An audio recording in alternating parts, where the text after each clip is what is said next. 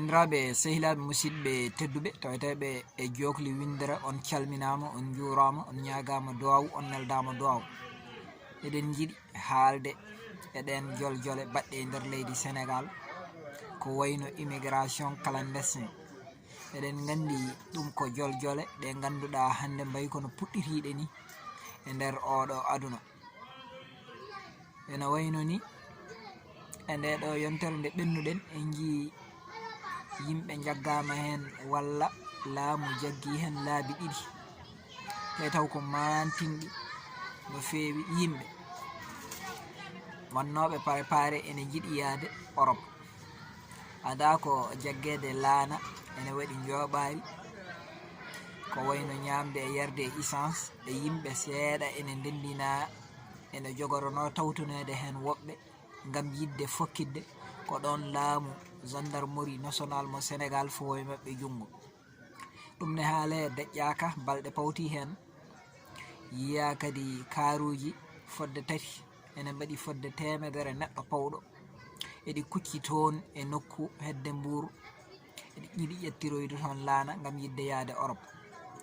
E hakkillaji meɗen mbiɗen eɗen poti haalde e ɗum ɗo ko adi foof ɓayri ken Sénégal naaɓe watti hen kadi eɗen jogui expérience hayso ko seeɗayal e ɗanngal. Kadi en jii to ɗanniɗen to no yimɓeɓe guuriri, en jii kadi to gimmiɗen to holno yimɓeɓe goniri. Ɗum saabi jiɗɗen wadde yewtere e sababu gonkaji ɗu e helko saabi kadi yimɓeɓe ene ɗanno. Ɗanle ɗe hen sahaji ene wiyeteno so galle baba a ñananima koyere woto wañen ɗum winde. Ɗum ɗon hande elle koko natti hande ko ɗannante ko goɗɗum, ɗannante ko yiddeji e goƴaji e teddoji pawiɗi e dow balabe sukaɓe ɓe ko ɗum hande yaltinta yimɓe leyɗele ɗe.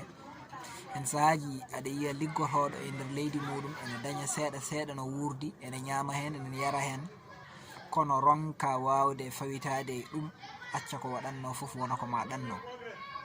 Saabi ɗum ko ɗannugal no yimɓe jiiri ɗum ni eno yimɓe kadi jiirata ɗannotoɓe ni.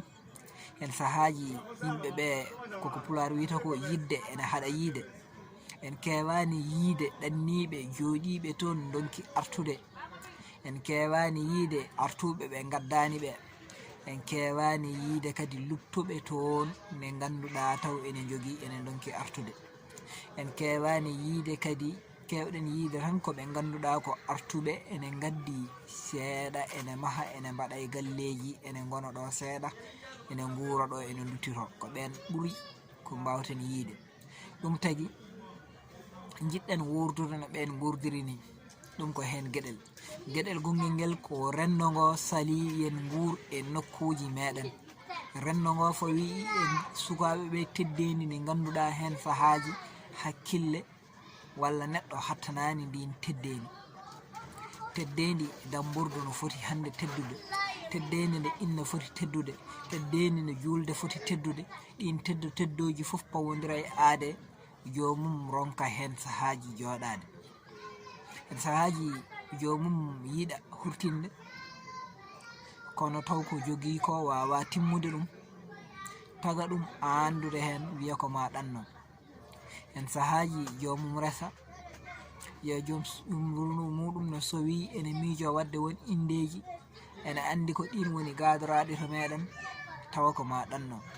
En sahaji julde ara joom yiya goƴa muɗum e gonka muɗum no wayi musde e ko namdere e ko fawete e dow muɗum ronka munjo ɗum yaha ɗanno. Hen sahaji yimɓe hoddiɓe walla koreji walla wowdaɓe walla wondaɓe jennira sukaɓe an guiƴe en foof ɗannima, guiƴe en pirti mahi mbaɗini mbattirini, an aɗa joɗi ɗo tan aɗa woni ɓoccone.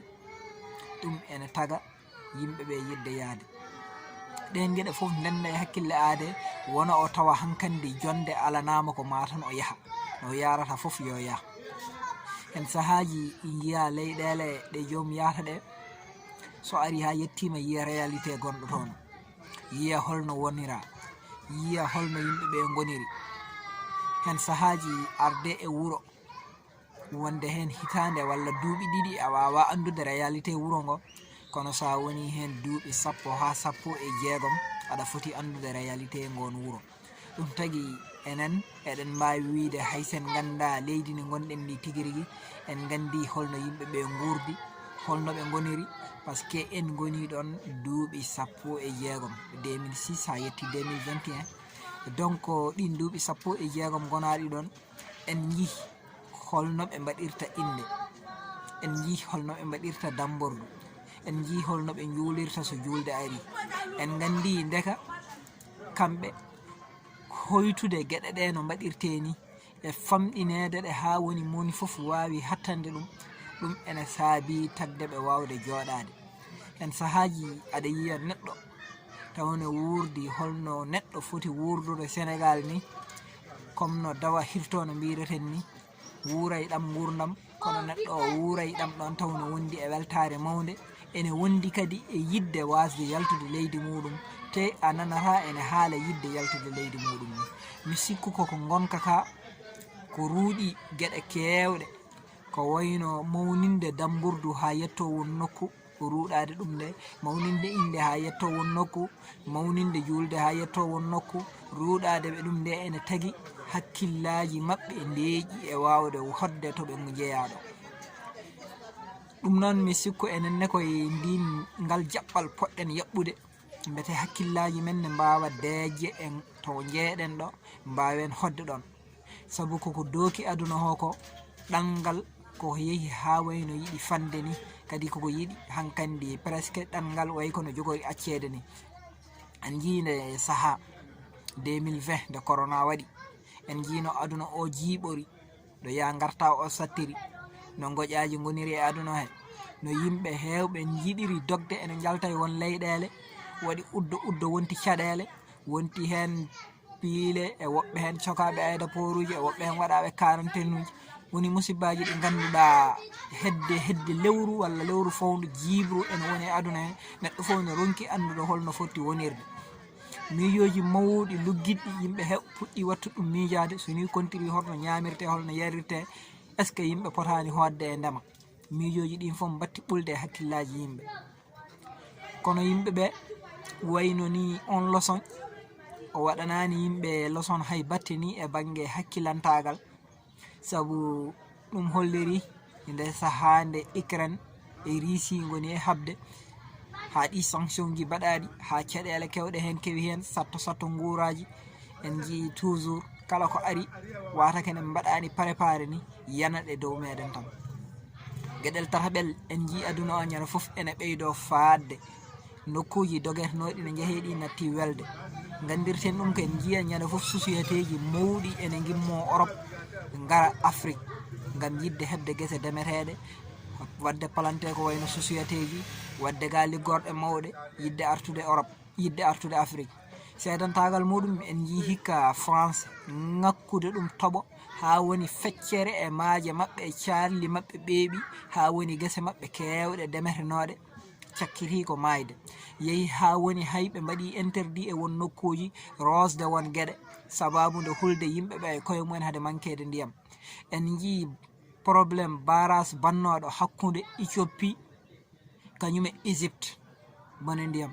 en jii hakkude Israël kañum e Palestine caɗele gonɗe ɗon, kadi en jii caɗele ndiyam gonɗe hakkude ɗon.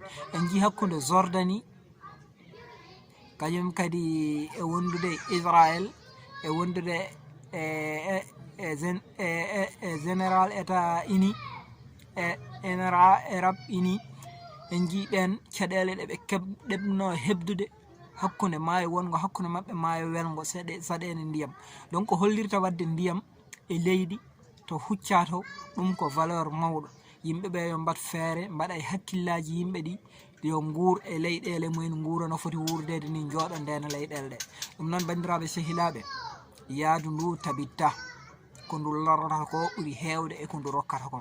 neɗɗo hen sahaji heewi jaaɗo dañi kalis ronki hodde to mum, woni yahat tan ne ara daña ɓesgu ronka netede ɓesgu ngu, wonno ɓesgu ngu hankandi waɗi ngu tan kono jawdi ni, woni koye ñamminde ngu ene yarna ngu hankandi jomum nanne jangde wona hen sahaji janga heɓa gandal kono ronka needi wonno neɗɗo so heɓani needi wawa wurdude yimɓe wawa wurdude bandu men wawa nafde hoore mum hay batte wona hen sahaji jomum sakkitotto tan koto hulɓini to ganduɗa jinnaɗo muɗum ko saabino ha nawi ɗum ko pour ha wawa rende galle mum reena enɗam mum reena bandum ɗum fof waɗa rate ɗum waɗi bandiraɓe min miɗe ñaagui dendagal bandiraɗo joguiɗo kone liggito men e joguiɗo nono liggorito men yo wat feere huccitay ɗen gueɗe waɗa hen huccina hen hakkille mum beete ɗum ɗon ene walla ɗum janggo e jaam bandiraɓe sehilaɓe ɗum ɗo ko premiére partie mo jiɗɗen wadde eko fati e banggue ɗalle ma en gartu hen